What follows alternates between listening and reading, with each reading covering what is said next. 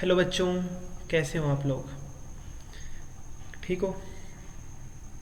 आज मैंने सोचा कि आप लोगों के लिए एक नई सीरीज लाता हूँ जिसके अंदर अपन ऑब्जेक्टिव करेंगे। ऑब्जेक्टिव में मतलब आपको पता है कि आपके 10th और जो 12th के एग्ज़ाम है इसमें 50% जो होंगे बोर्ड एग्ज़ाम में वो ऑब्जेक्टिव आएगा। तो उसी को देखते हुए हम एनसीईआरटी बेस्ड ऑब्जेक्टिव करने की कोशिश करेंगे जो आपको पेपर में, जिससे आपको क्या हो, बेनिफिट हो बोर्ड एग्जाम में। ठीक है, तो आज की जो वीडियो है वो 10th क्लास के बच्चों के लिए है कि 10th क्लास में साइंस के जो है ऑब्जेक्टिव क्वेश्चन करते हैं अपन इसमें। ठीक है, पहले सेकंड एंड थर्ड चैप्टर है, मतलब उस चैप्टर की करते हैं, और मेनली इसमें सेकंड थर्ड चैप्टर है। ऐसे सभी चैप्टरों के अपन करेंगे। ठीक है, करते हैं स्टार्ट। तो सबसे पहला क्वेश्चन क्या है? Magnesium ribbon is rubbed before burning because it has coating of. इसका आंसर आ जाएगा मैग्नीशियम कार्बोनेट। मैग्नीशियम रिबन को आप क्यों रब करते हो? क्योंकि उसके बाहर क्या होती है, मैग्नीशियम कार्बोनेट की क्या होती है, लेयर होती है। उसको हटाने के लिए उसकी कोटिंग को, ताकि वो अच्छे से बर्निंग हो उसकी। उसके बाद में अगला क्वेश्चन है, give the ratio in which hydrogen and oxygen are present in water by volume. इसका आंसर आ जाएगा 2:1। कैसे आएगा? आपको पता है कैसे बनता है। H2 प्लस में O2 क्या बनाता है, H2O। इसको बैलेंस कर दो, यहाँ पे 2 आ जाएगा, यहाँ पे भी 2 आ जाएगा। तो मतलब इसका 2 लीटर इसके 1 लीटर के साथ रिएक्ट करके क्या बना देगा, 2। तो क्या रेशियो आया H2 का और O2 का, 2:1। ठीक है, when Ag is exposed to air it get a black coating of Ag2S। Sulphur की कोटिंग होती है सल्फाइड की। ठीक है, पोरेस्ट कंडक्टर ऑफ हीट कौन है मेटल में, बताओ? Lead. The most abundant metal in earth crust. Earth crust में सबसे ज़्यादा कौन सा मेटल पाया जाता है? Aluminium. Which property of metal is use for making bell and string of musical instrument.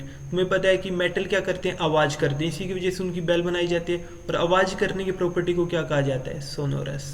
पता होगा आपको। एल्युमिनियम ऑक्साइड NaOH के साथ रिएक्ट करती है तो क्या बनाती है? सोडियम एल्यूमिनेट प्लस में वाटर। सोडियम एल्यूमिनेट कहाँ पे है? AlNaO2, डी आ जाएगा। Which of the following non metal is lustrous. इनमें से कौन सा नॉन मेटल लस्ट्रस है? आयोडीन। लस्ट्रस मतलब जो चमकता है। आपको पता है कि मेटल चमकते हैं, नॉन मेटल में लस्ट्रस प्रॉपर्टी नहीं होती, लेकिन आयोडीन एक ऐसा नॉन मेटल है जो जिसमें क्या है, लस्ट्रस प्रॉपर्टी है। उसके बाद में बात करते हैं एम्फोटेरिक ऑक्साइड कौन से होते हैं। एम्फोटेरिक ऑक्साइड वो होते हैं जो एसिड और बेस दोनों के साथ रिएक्ट करते हैं, और वो 2 ही होते हैं। किस किस के होते हैं बताओ बच्चों? एल्युमिनियम और जिंक। यहाँ पे मैं तुम्हें बता भी देता हूँ, एम्फोटेरिक ऑक्साइड 2 होते हैं, जिंक की ऑक्साइड और एल्युमिनियम की ऑक्साइड। ठीक है, ये 2 ऑक्साइड क्या होते हैं, एम्फोटेरिक होते हैं। तो यहाँ जिंक दिया नहीं हुआ, क्या है, एल्युमिनियम। तो इसका आंसर ही चला जाएगा। Which one among the following is acidic oxide. आपको मैं बता देता हूँ, नॉन मेटल की जो ऑक्साइड होती हैं, नॉन मेटल की ऑक्साइड क्या होती हैं, एसिडिक होती हैं। तो यहाँ पे नॉन मेटल क्या है, CO2। ठीक है, अगला क्वेश्चन है, कोई भी एटॉमिक नंबर, कोई भी एलिमेंट है एक्स एलिमेंट है जिसका एटॉमिक नंबर क्या है, 12 एटॉमिक नंबर है। तो ये बताओ उसके पास में कौन सी गैस होगी, बताओ? उसके पास में होगी नियोन, क्योंकि नियोन का कितना है, 10। नियोन का 10 है, आर्गन का 18 एटॉमिक नंबर, हीलियम का 2 है। तो बताओ कौन सी पास में है जिसका 12 एटॉमिक नंबर है, 10। तो इसका आंसर आ जाएगा नियोन। अगला क्वेश्चन है, which of the following non metal is liquid at room temperature. कौन सा नॉन मेटल लिक्विड होता है? आपको मैं बता दूं, जितने भी नॉन मेटल होते हैं वो क्या तो गैस होते हैं, क्या सॉलिड होते हैं। लेकिन ब्रोमीन एकमात्र ऐसा नॉन मेटल होता है जो क्या पाया जाता है, लिक्विड पाया जाता है रूम टेम्परेचर पर। ठीक है, उसके बाद में अगला क्वेश्चन है, name of the process in which carbonate ore is heated strongly in the absence of air. आपको मैं बता दूं कि जो आप और वाला चैप्टर पढ़ते हो, मेटलर्जी चैप्टर पढ़ते हो, उसमें आपने पढ़ा होगा, एक तो कार्बोनेट की ओर होती है, एक सल्फाइड की ओर होती है। कार्बोनेट और का क्या होता है, कैल्सिनेशन होता है, और जो सल्फाइड की ओर होती है उनका क्या होता है, रोस्टिंग होता है। जो कार्बोनेट की ओर का जो कैल्सिनेशन होता है वो क्या होता है, एब्सेंस ऑफ एयर में होता है। जबकि जो रोस्टिंग होता है सल्फाइड का, और वो क्या होता है, प्रेजेंस ऑफ एयर। तो इसका आंसर क्या चल जाएगा, कार्बोनेट की ओर का क्या होता है, कैल्सिनेशन, जो क्या होता है, absence of oxygen, absence of air में होता है। जो सल्फाइड की ओर का होता है वो क्या होता है, रोस्टिंग। किसकी प्रेजेंस में होता है, एयर की प्रेजेंस में। इससे क्या बन जाएगा, दोनों से कैल्सिनेशन और रोस्टिंग दोनों से क्या बनेगा, ऑक्साइड बन जाएगा। ठीक है, फिर ऑक्साइड का क्या कर देंगे, रिडक्शन कर देंगे, किसकी सहायता से, कार्बन कोक की सहायता से। फिर वो मेटल हम कर लेंगे, उसकी रिफाइनिंग कर कर हमें प्योर मेटल मिल जाएगा। अमलगम किसका अलॉय है, मरकरी का। ठीक है, ये आपको याद होना चाहिए। Most abundant element in universe, universe के अंदर सबसे ज्यादा कौन सा एलिमेंट पाया जाता है, hydrogen. Which of the following is not ionic compound, ionic compound क्या होते हैं, मेटल और नॉन मेटल के बीच का जो कंपाउंड होगा उसे आयनिक कहा जाएगा। के क्या है, मेटल है, Cl नॉन मेटल ही आयनिक है। HCl, H क्या है, नॉन मेटल है, Cl क्या है, नॉन मेटल, तो ये आयनिक नहीं है। ये क्या है, कोवेलेंट है, HCl। NaCl क्या है, NaCl, Na क्या है, मेटल, Cl क्या है, नॉन मेटल।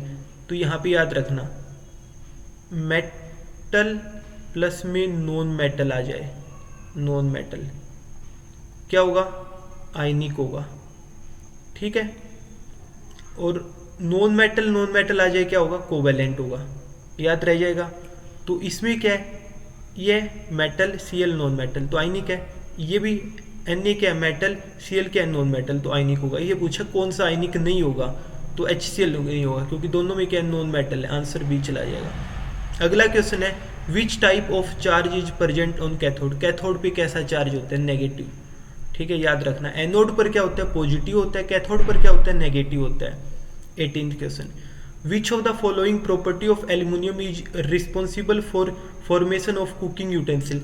ये बात बताओ, तुम बर्तन बनाने के लिए कौन सी प्रॉपर्टी देखते हो, एक तो उसके अंदर हीट आराम से पास हो जाए, मतलब थर्मल कंडक्टिविटी अच्छी होनी चाहिए, और उसका हाई मेल्टिंग पॉइंट होना चाहिए, ताकि तुम किसी भी बर्तन को आग के ऊपर रखो तो मेल्ट ना हो जाए। तो दो प्रॉपर्टी होनी चाहिए, गुड थर्मल कंडक्टिविटी और हाई मेल्टिंग पॉइंट। कौन सा है, ए फर्स्ट है और हाई मेल्टिंग, फर्स्ट और फोर्थ कहाँ पे answer, first and fourth, D.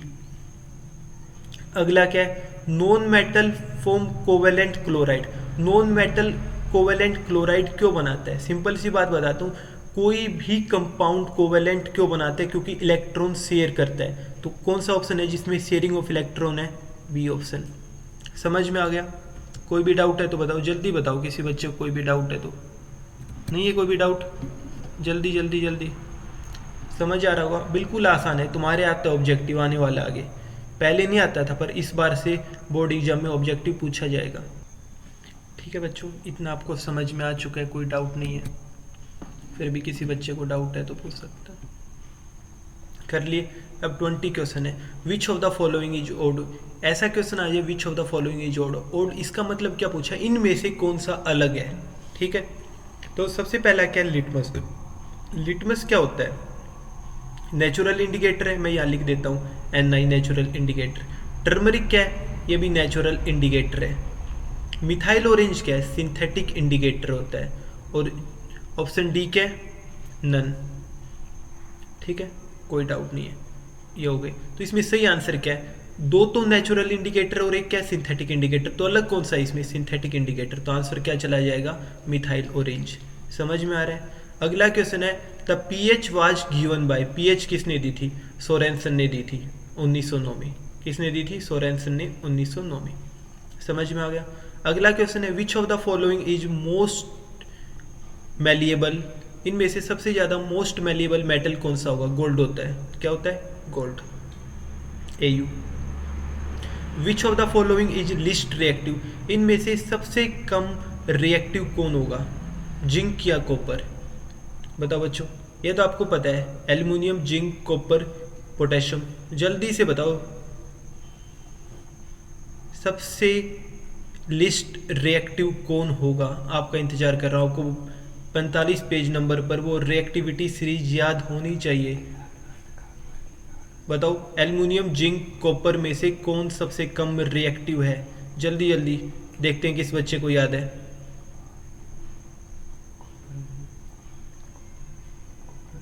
Copper. ठीक है, अगला है 24 question, which of the following statement is correct for carbon compound, carbon compound के लिए कौन सा राइट स्टेटमेंट है। पहला, most of the carbon compound are good conductor of electricity, नहीं है। कार्बन के कंपाउंड क्या होते हैं, नॉन मेटल होते हैं जो पुअर कंडक्टर ऑफ इलेक्ट्रिसिटी होते हैं, एक्सेप्ट ग्रेफाइट।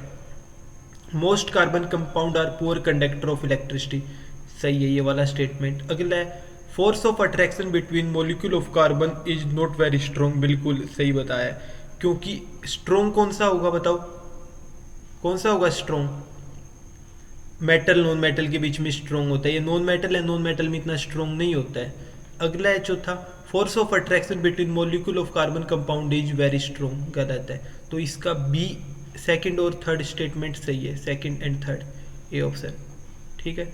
अगला क्वेश्चन क्या है, C3H8 belong to homologous series, क्या है C3H8 बताओ बच्चों, C3H8 है एल्केन, तो एल्केन हो जाएगा ये।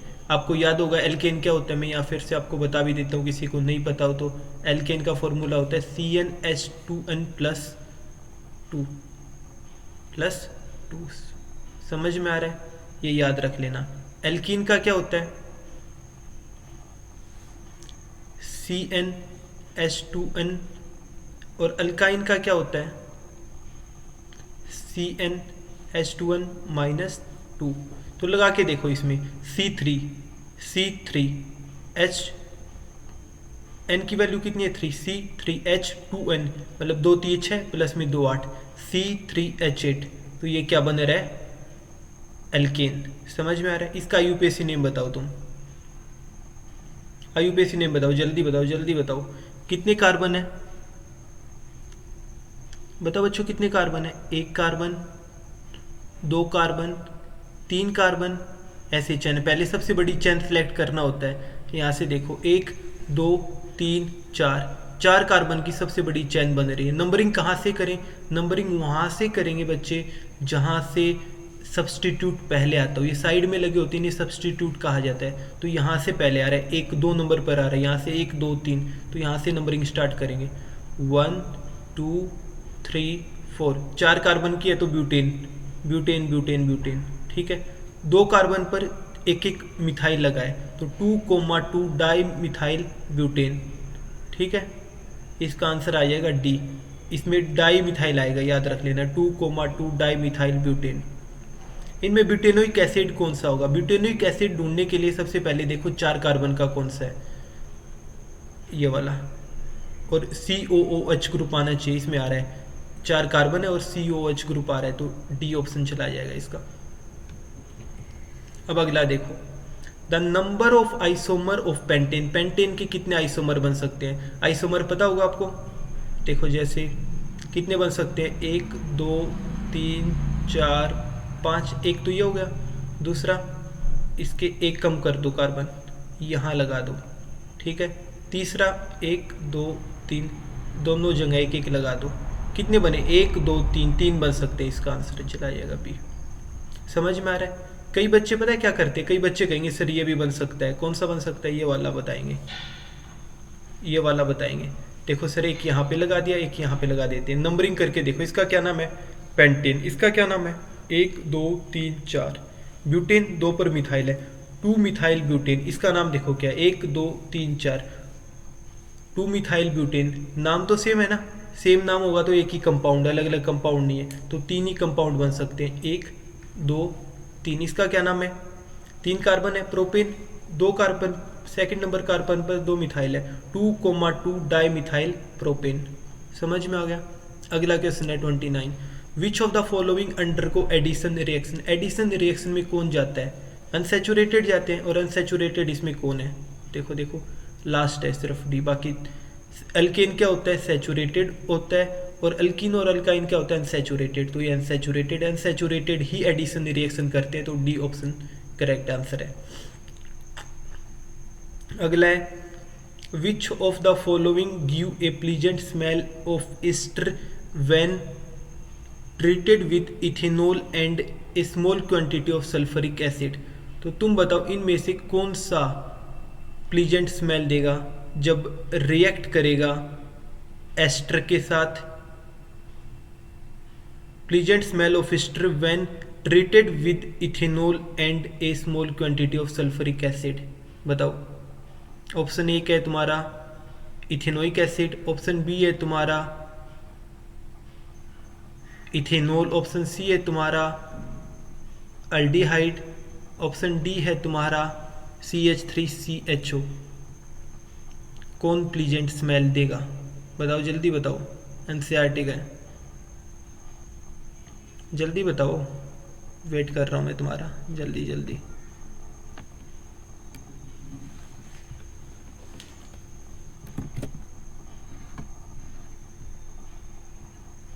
जल्दी जल्दी जल्दी जल्दी बताओ, इंतजार कर रहा हूँ मैं तुम्हारा।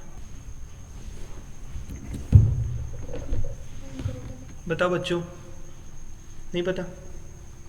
एसिटिक एसिड इसका करेक्ट आंसर चला जाएगा।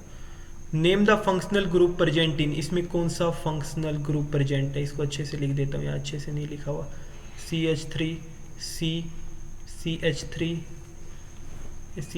एक है CH3, यहाँ पे O है। बताओ ये कौन सा है? कीटोन, कीटोन है। Why does carbon containing compound only form covalent compound? बताओ कार्बन सिर्फ कोवेलेंट कंपाउंड ही क्यों बनाता है? There are 4 electron in valence shell of carbon, सही है। It required large amount of energy to form carbon cation या एनायन, सही है। It share its valence electron to complete its octet, या ऑल ऑफ द वो? बताओ, ये भी सही है। ऑक्टेट पूरी करने के लिए 4 इलेक्ट्रॉन करता है। इसको लार्ज अमाउंट में एनर्जी की रिक्वायर्ड होगी कैटायन या एनायन बनाने के लिए, भी सही है, क्योंकि होल्ड नहीं कर सकता, आपको पता है। और इसके वैलेंस सेल में सिर्फ 4 इलेक्ट्रॉन है, तो सही आंसर क्या आएगा? बताओ। ऑल ऑफ द अबव सही जा सकता है, ठीक है। Addition reaction are undergone by, अभी अभी बताया था, अनसैचुरेटेड करेंगे, एल्कीन और अल्काइन। एल्केन नहीं करेगा तो एल्कीन कर देगा यहाँ, ये नहीं, बी आंसर करेक्ट है।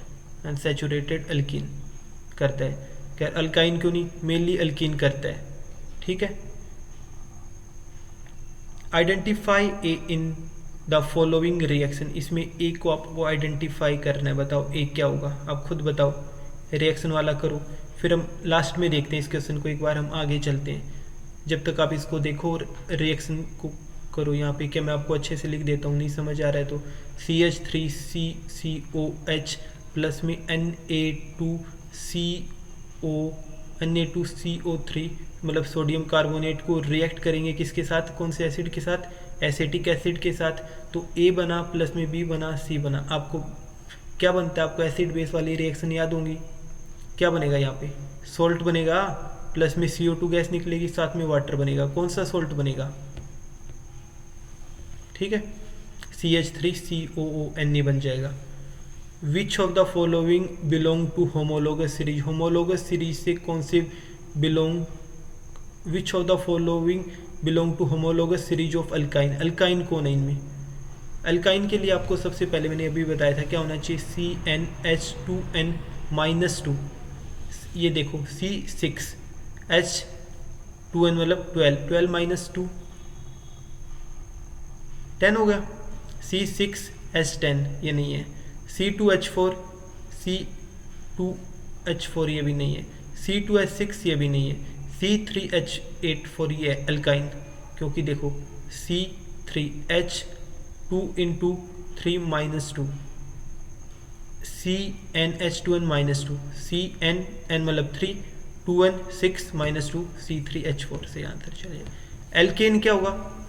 CnH2n+2 A। The first member of alkyne ethyne होता है फर्स्ट मेंबर अल्काइन का।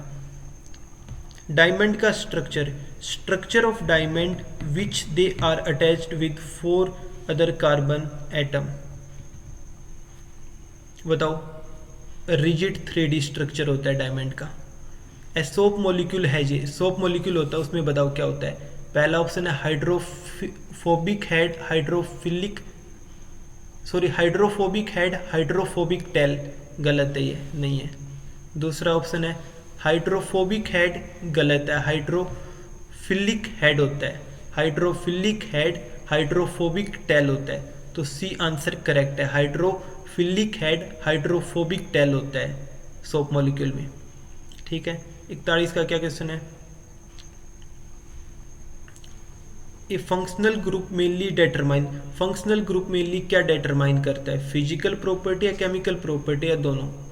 बताओ, मेनली क्या डिटरमाइन करता है? केमिकल प्रॉपर्टी को मेनली डिटरमाइन करता है एक functional group.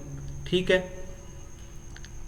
Which of the following contain covalent bond, इनमें से कौन सा कोवेलेंट? देख लो, दो नॉन मेटल होंगे वही करेगा। एल्यूमिनियम मेटल है, ये वाला नहीं करेगा। कैल्शियम मेटल है, नहीं करेगा। मैग्नीशियम मेटल है, नहीं करेगा। HCl में दोनों ही नॉन मेटल हैं तो ये करेगा। ठीक है, डी ऑप्शन। दोनों नॉन मेटल होंगे तो कोवेलेंट कंपाउंड होगा, एक मेटल एक नॉन मेटल होगा तो आयनिक बॉन्ड होगा। समझ में आ रहा है? Which of the following is an example of metalloid, metalloid कौन सा होगा? सिलिकॉन मेटलॉइड होता है। मैंने तुम्हें ट्रिक बताई थी, बोले शिव ऐसी तेरी आत्मा गीत सब पीकर गाएं। ठीक है, वह इससे कर सकते हो तुम। What is the main difference between monocot seed and crane, ये हम बाद में करते हैं। अभी तुम्हें साइंस का करना है 43 क्वेश्चन तक। समझ में आ गया? एक बात का ध्यान रखना, यदि आप लोगों को ये सीरीज अच्छी लगी तो हम आगे और करते हैं, कमेंट कर कर बताना। समझ में आ रहा है? यदि ये सीरीज 12th के टॉपिक के लिए, 12th का जो बोर्ड के एग्जाम है साइंस में मेडिकल और नॉन मेडिकल के बच्चों के लिए करनी है तो वो भी कमेंट कर कर ज़रूर बताएं कि सर हमें भी ऐसी ऑब्जेक्टिव की सीरीज चलाओ। ये जो मैंने चलाया नहीं है, हरियाणा बोर्ड, CBSE बोर्ड और राजस्थान बोर्ड तीनों के लिए इम्पोर्टेंट है, या अदर स्टेट बोर्ड के बच्चे हैं, क्योंकि आपका 50% क्या आने वाला, ऑब्जेक्टिव आने वाला है और आपका ऑब्जेक्टिव इससे बहुत अच्छे से हो जाएगा। आपके मैक्सिमम मार्क्स आ सकते हैं आप इस सीरीज को करते हो तो। ठीक है, कोई दिक्कत नहीं, कल मिलते हैं फिर से इसी टाइम पर। ठीक है, यदि और 12th के बच्चों को लिए भी करनी है सीरीज तो एक बार कमेंट कर कर ज़रूर बताएं। ठीक है, आपको अच्छी लगी हो तो ज़रूर बताएं, और कोई चीज़ आपको समझ ना आई हो वो भी आप कमेंट कर कर बता सकते हैं। ठीक है, और अगली वीडियो देखने के लिए ज़रूर आप आपको सीरीज देखनी है तो अगली वीडियो ज़रूर देखिए। ठीक है, और चैनल को सब्सक्राइब भी कर लो, क्योंकि आपको तभी तो पता चलेगा, वीडियो आएगी आपके आगे आ जाएगी। सब्सक्राइब कर लोगे तो कब नई वीडियो आते ही ऑब्जेक्टिव पैटर्न के आप कर सकते हो। तो आप अच्छे से अच्छे मार्क्स लो बोर्ड एग्जाम में और पूरी मेहनत करो। किसी भी कोई भी दिक्कत हो नीचे आप कमेंट कर कर पूछ सकते हो। ठीक है।